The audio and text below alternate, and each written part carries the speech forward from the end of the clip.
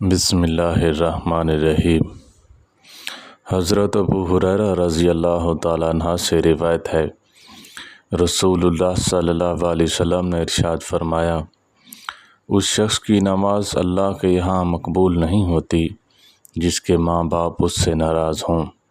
یا کہ ماں باپ اس پر جبر و تشدد اور ظلم و زیادتی کر رہے ہوں۔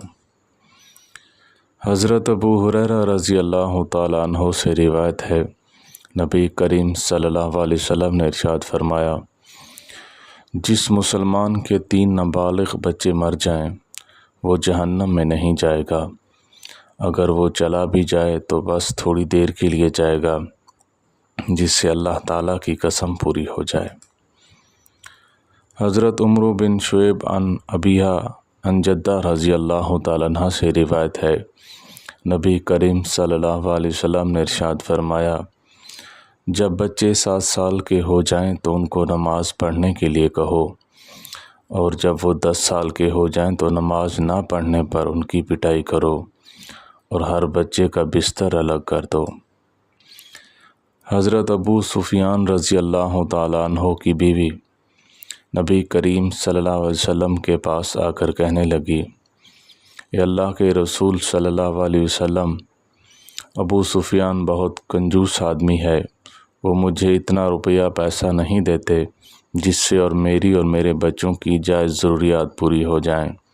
تو میں ضرورت کے بقدر ان کی جیب سے پیسے نکال لیتی ہوں، میرا ایسا کرنا گناہ تو نہیں؟ آپ صلی اللہ علیہ وسلم نے فرمایا،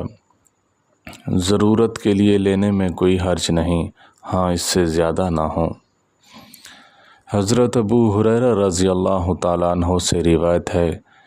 نبی کریم صلی اللہ علیہ وسلم نے فرمایا، جو اللہ پر اور قیامت کے دن پر ایمان رکھتا ہو اس کو چاہیے کہ اپنے مہمان کا اکرام کرے، اور جو اللہ اور قیامت کے دن پر ایمان رکھتا ہو اس کو چاہیے کہ اپنے رشتوں کو جوڑے رکھے، اور جو اللہ اور قیامت کے دن پر ایمان رکھتا ہو اس کو چاہیے کہ بھلی بات کہے یا خاموش رہے۔ حضرت انس رضی اللہ تعالیٰ عنہ سے روایت ہے، انہوں نے نبی کریم صلی اللہ علیہ وسلم کو فرماتے ہوئے سنا، صدقہ اور صلہ رحمی سے اللہ تعالیٰ آدمی کی عمر میں برکت دیتے ہیں اور دردناک موت کو دور فرما دیتے ہیں اور ہر طرح کی مصیبت و پریشانی سے چھٹکارا دیتے ہیں۔